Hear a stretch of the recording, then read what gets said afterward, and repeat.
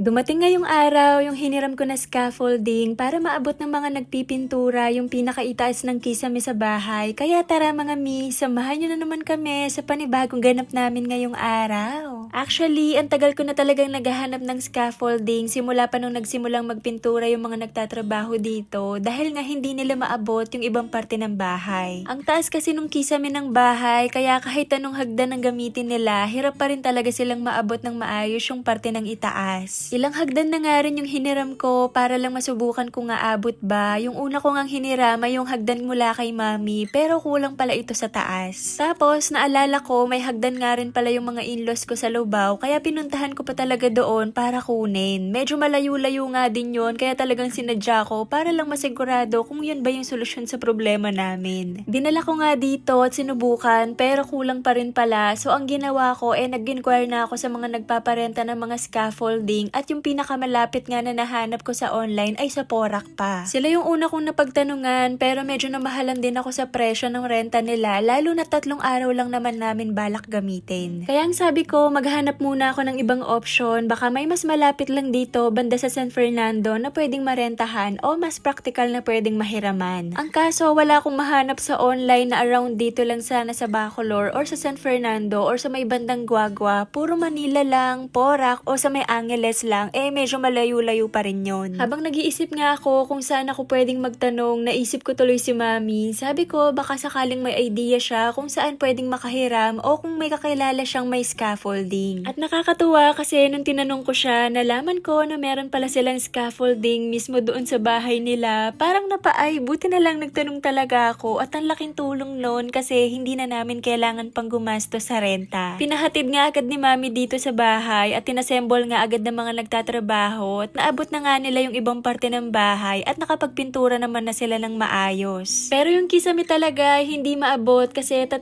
palapag lang yung scaffolding na meron at nung naitayo na nga nila at sinubukan nilang umakyat para maabot yung kisame, napansin namin na kinulang pa nga ng halos 1 palapag para talagang maabot ng maayos yung pinakaitaas. Kaya ang ginawa ko is nagtanong muna ako dito sa admin sa subdivision kung meron silang scaffolding o kaya naman baka meron silang hagdan na mahaba na pwedeng maabot yung kisame. At meron naman silang ipinahiram pero hindi pa rin abot kaya hinihiram ko pa sana yung kadugtong ng hagdan pero hindi daw to available ngayon kasi ginagamit nila pang maintenance kaya hihintayin muna namin itong maging available. Anyway, pagdating ng hapon at nakaalis na nga yung mga nagtatrabaho, napansin ko naman ang dami na palang alikabok dito sa garahe. Hindi na rin nakakapagtaka kasi buong araw silang naglilihan ng pader bago ito pinturahan kaya naisipan ko na rin na magwalis muna bago pa lalo itong kumalat sa ibang parte ng bahay. Pagkatapos kong magwalis sa garahe, nagdalig naman ako ng mga halaman dito sa bahay. Isa rin kasi yon sa mga ginagawa ko tuwing hapon para kahit papaano ay maalagaan naman sila. Isa-isa ko na nga diniligan yung mga halaman namin sa paligid pero napansin ko mga mi na yung mga ibang halaman namin ay parang natutuyo pa rin kahit araw-araw ko naman silang nadidiligan. Hindi ko tuloy alam kung may mali ba sa paraan ng pagdidilig ko o baka naman sumasobra sila sa tubig or baka may ibang dahilan kung bakit sila nalalanta. Minsan nakakalungkot din makita na kahit inaalagaan mo naman parang hindi pa rin sila masyadong nagiging healthy at natutuyo pa rin. Iniisip ko tuloy baka sa sobrang init ng panahon ngayon kaya mabilis matuyo yung lupa nila o baka naman kulang sila sa lilim lalo na kapag tanghaling tapat. Kayo ba mga mi, ano yung ginagawa nyo para mapanatiling malusog yung mga halaman nyo o may mga tips ba kayo sa pagdidilig o kaya naman kung paano sila mas mapalago? Share nyo naman sa akin sa comments mga mi dahil gusto ko rin talagang matutunan kung paano mas maalagaan ng maayos yung mga halaman namin dito sa bahay. Maraming salamat! Yun lang, Momshi! Bye!